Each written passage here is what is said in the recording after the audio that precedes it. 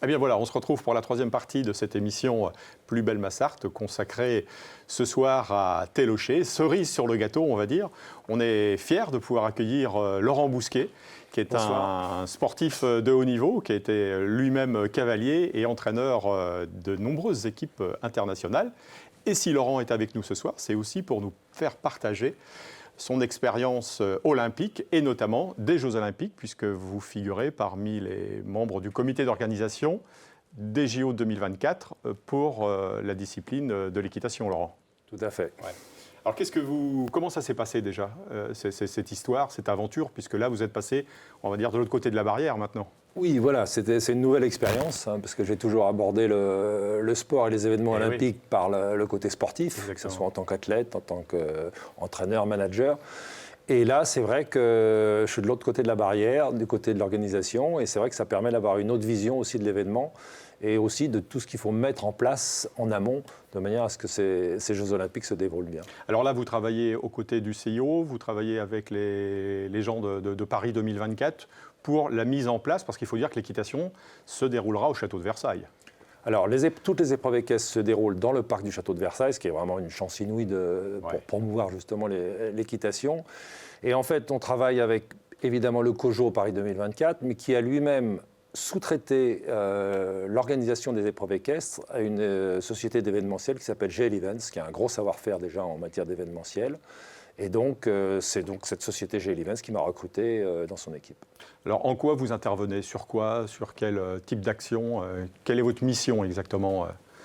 Alors moi, j'ai une mission assez large parce que finalement, ils m'ont recruté surtout par rapport à mon expérience que j'ai pu avoir des Jeux Olympiques, de tous ces événements. Je pense qu'on va en reparler peut-être un petit peu après. Ouais. Et donc, moi, j'ai vraiment un rôle et une vision assez transversale par rapport à tout l'événement parce que c'est vrai que je commence à avoir une idée assez précise de ce qu'il faut mettre en place.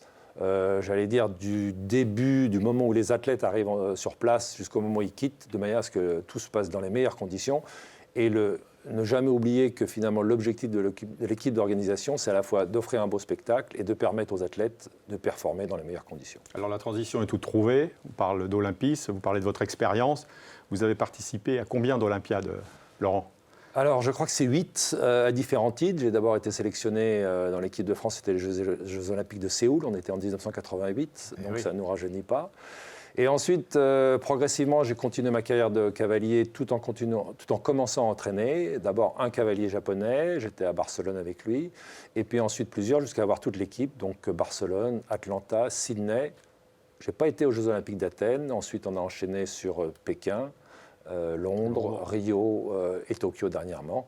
Donc ça fait 8. Donc je commence à connaître un petit peu de quoi il retourne. Ouais, alors pour avoir feuilleté un petit peu l'histoire des sportifs sartois, je crois que vous êtes le sportif le plus capé de l'histoire à ce titre-là. 8 Olympiades, c'est énorme. Je crois que juste à côté de vous, on doit un athlète du canoë-kayak, Bocara, Philippe, avec 6 Olympiades, ce qui est quand même assez extraordinaire.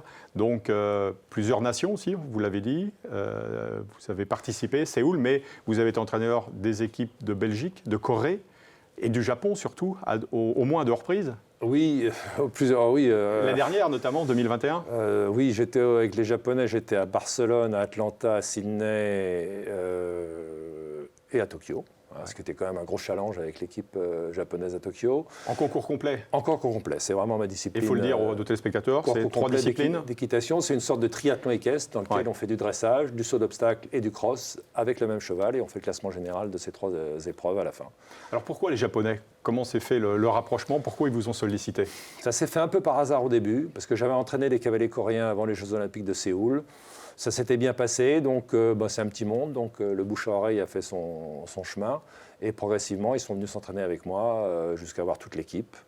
J'ai entraîné aussi la Belgique pendant 5 ans, l'équipe de Belgique, et puis l'équipe de France pendant 3 ans. Donc c'est vrai que ça me permet d'avoir, j'allais dire, une expérience assez éclectique. Et là, vous êtes allé au Japon, vous êtes allé en Corée aussi pour entraîner ces équipes nationales, ou ça s'est passé en France, où les cavaliers sont venus s'entraîner?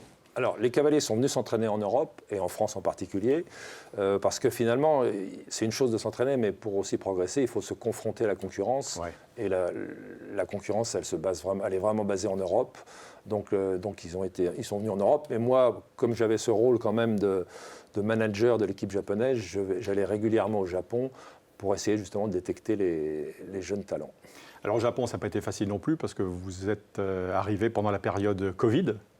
Ça a été perturbé peut-être un peu avant, ouais. Puisque j'avais déjà été avec eux à Rio. Donc on avait commencé à amorcer une collaboration juste 1 an avant Rio. Alors c'est vrai que ces Jeux Olympiques de Tokyo ont été perturbés, ils ont été décalés d'1 an, on les a fait à huis clos, sans public. Mais je dois dire vraiment que compte tenu de ces conditions qui étaient vraiment compliquées, chapeau à l'équipe d'organisation japonaise, parce que vraiment ils ont fait un super boulot, c'était vraiment des super jeux.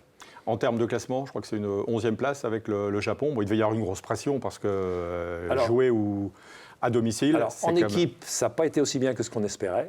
Bon, ça, c'est la loi du sport. Mais je dois dire qu'en individuel, on n'est pas passé loin du podium, puisqu'on a un cavalier japonais qui termine 4e à un cheveu du podium, et ce qui était la meilleure performance japonaise jamais réalisée dans l'histoire. Et donc, les Japonais et la fédération japonaise étaient très satisfaite. Ouais.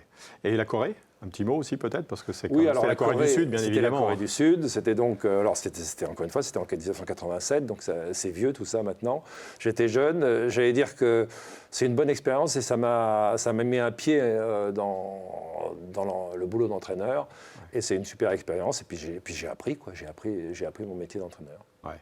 Donc on se rend compte aussi aujourd'hui que dans l'équitation, c'est vrai que la plupart des licenciés sont des femmes. En revanche, peut-être qu'à haut niveau, on retrouve plus d'hommes. Je ne sais pas si c'est le constat que vous avez pu faire tout au long de votre parcours. Alors oui, ça dépend des nations. Ouais. Si on regarde les Anglais, qui sont encore complets d'équitation, vraiment les numéros 1 mondiaux en ce moment, il y a plus de femmes que d'hommes.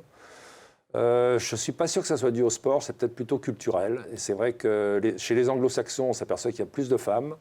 Et plus on va vers les latins, plus il y a d'hommes. Alors, je ne sais pas à quoi il faut l'attribuer. Peut-être aussi que dans la formation, dans l'entraînement, pour les femmes, c'est peut-être plus difficile parce qu'il faut partir des semaines entières, voire des fois quitter sa famille, ses enfants. L'équitation est un sport qui...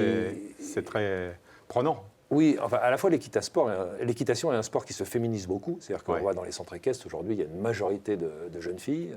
Et puis... En avançant, c'est vrai qu'elles sont peut-être plus assidues au niveau des études. Elles font des enfants, et ce qui les bloque un petit peu. Et c'est peut-être aussi ça qui les ralentit un peu, en tout cas dans leur accession au niveau. Votre plus belle expérience, est-ce que c'est l'équipe de France ? Parce que quand on est français, qu'on a été cavalier français, est-ce que c'est, on va pas dire le zénith, c'est le summum, c'est l'Everest que d'entraîner l'équipe de France ? Oui, bien sûr. Oui, même si j'ai entraîné des équipes étrangères, je reste très chauvin en matière sportive. Et c'est vrai que d'entraîner l'équipe de France, c'était une expérience extraordinaire. Et puis ça m'a permis d'entraîner des cavaliers avec qui je concourais peu de temps avant, qui étaient mes coéquipiers. Donc c'est vrai c'était sympa, il y avait une bonne ambiance. Là, vous aurez un autre regard, mais vous suivrez bien évidemment la compétition et les exploits des Français. On peut espérer beaucoup de médailles de la part des Françaises et des Français au prochain JO de Paris en équitation ? Oui, clairement oui, parce que les Français étaient sur le podium à Tokyo, étaient médailles d'or à Rio. Donc on peut espérer à domicile, une médaille, et j'espère de la plus belle des couleurs. La France reste une des plus belles nations en termes dans le monde équestre. Oui, on fait partie des grosses nations d'équitation, bien sûr. Alors, au gré de vos pérégrinations, de par votre expérience, vous avez senti ces dernières années, ces dernières décennies, que la préparation physique des cavaliers aussi s'était intensifiée, que c'était devenu vraiment un sport à part entière. Ce sont des athlètes, garçons et filles, qui se livrent dans cette discipline. Oui. Tout à fait. Alors c'est vrai que ça a beaucoup changé par rapport à ma génération, si je puis dire. Ça, ouais. Nous, on considérait que le cheval était l'athlète, et puis nous, finalement, on ne prenait pas tout à fait assez soin, à mon avis, de notre condition physique. Ça a beaucoup changé, et c'est vrai que maintenant, les moins de 30 ans, je dirais, se préparent vraiment physiquement. Ils ont une vraie préparation physique. Ils ont aussi une vraie préparation mentale, parce que ça fait partie du tout. Et c'est vrai que je pense qu'ils sont aujourd'hui beaucoup mieux préparés que ce qu'on pouvait l'être à l'époque. Est-ce que c'est une lapalissade que de dire qu'il ne faut faire qu'un entre le cavalier et le cheval, ou c'est pas toujours évident ? Il ne faut faire qu'un, oui, ça ne me parle pas beaucoup. Moi, je dis toujours, l'équitation, c'est un sport individuel qui se pratique en équipe. C'est-à-dire qu'on a une équipe de 2 entre le cheval et le cavalier. Et c'est vrai qu'il faut arriver vraiment à être en osmose avec son cheval. Et c'est vraiment une relation de confiance entre le cheval et le cavalier son cheval.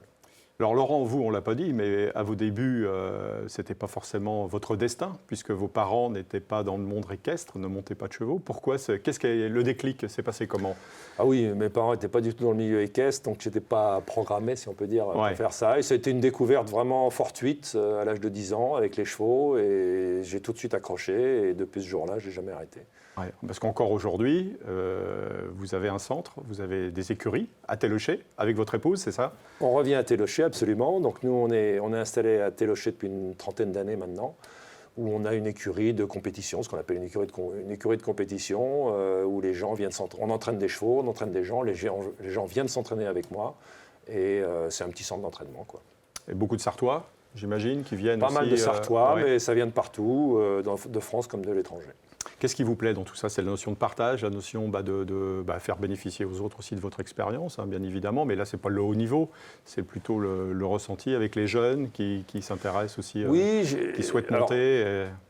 J'adore la compétition, Oui. J'ai passé toute ma vie depuis que je suis gamin, et c'est vrai que cette notion de transmission, c'est vraiment quelque chose qui m'a guidé depuis toujours. Et d'arriver à faire profiter les autres de l'expérience que j'ai pu emmagasiner, c'est vrai que c'est un vrai plaisir et j'y prends toujours un grand plaisir. Ouais. Est-ce qu'il y a un sport que vous auriez aimé pratiquer? Parce que là aussi, pendant les Jeux Olympiques que vous avez pu vivre, vous avez dû assister à des rencontres de disciplines différentes.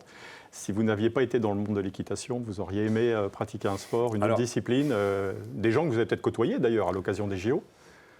Alors, c'est vrai que dès lors qu'on se met assez jeune dans un sport, c'est vrai que ça ne laisse pas beaucoup de place pour les autres. Alors j'en ai pratiqué quelques-uns comme ça, comme tous les gamins. Il se trouve que j'ai a priori quelques dispositions pour l'endurance. J'ai une bonne endurance, donc je pense qu'un sport... En tant que Sartois, ouais. C'est ça. Là aussi, c'était prédestiné. Et donc, je pense qu'un sport basé sur l'endurance, je pense que c'est quelque chose pour lequel j'aurais eu quelques dispositions et qui m'aurait plu. La Sarthe est un département terre de jeu. Comment vous expliquez qu'on n'ait pas non plus des équipes internationales qui vont participer aux JO, qui viennent se préparer justement chez nous en Sarthe, comme ce fut le cas? Alors, il y en a eu. Les Japonais, je crois. Les Japonais chez moi, ça, tout simplement, si je puis dire, puisqu'ils s'entraînaient à Télocher. Ouais. Actuellement, je pense que pour les Jeux Olympiques de Paris, je ne suis pas sûr qu'il y ait des équipes qui s'entraînent en Sarthe. Je n'ai pas d'explication à ça. Ouais. Vous qui avez fréquenté le haut niveau, vous connaissez sans doute l'histoire. Vous n'êtes pas sans savoir que dans les années 30, un autre Sartois, Naïvre-l'Évêque, qui s'appelle André Joussaume, avait été double champion olympique en 1932 et 1948. J'en ai entendu parler. Ça vous parle parce que je crois que vous connaissez bien le cadre noir de Saumur. Et ce monsieur, qui était un colonel de l'armée, à l'époque, avait aussi fréquenté le cadre noir. Ah bah oui, parce que Joussaume, c'était vraiment... c'est une des figures de l'équitation qui, à l'époque, était militaire. Hein, c'était vraiment que des soldats. Et c'est vrai que... Que des officiers, même. Il y avait que des officiers. Non, pas que des officiers, parce que si on revient à Jean-Jacques Guyon, qui était champion olympique à Mexico, si mes souvenirs sont 68. bons, était sous-officier. D'accord. Donc c'est vrai que ça a été longtemps une histoire militaire avant de passer au civil. Et on a encore actuellement, de temps en temps, des cavaliers militaires qui font partie des équipes de France. Bon, merci. Prochaine étape cette semaine, peut-être, du côté de Paris. Vous retournez là prochainement pour peaufiner l'organisation. Rendez-vous dans le parc du château de Versailles pour continuer à mettre au point tout ce qu'il faut. Parce que finalement, le mois de juillet, c'est demain. Eh bien, on vous suivra. Merci Laurent pour toutes ces explications. Et merci à vous de nous avoir suivis pour ce nouveau numéro de Plus belle ma Sarthe. On se retrouve la semaine prochaine, si vous le voulez bien, du côté de Montbiseau. Merci, bonne fin de soirée.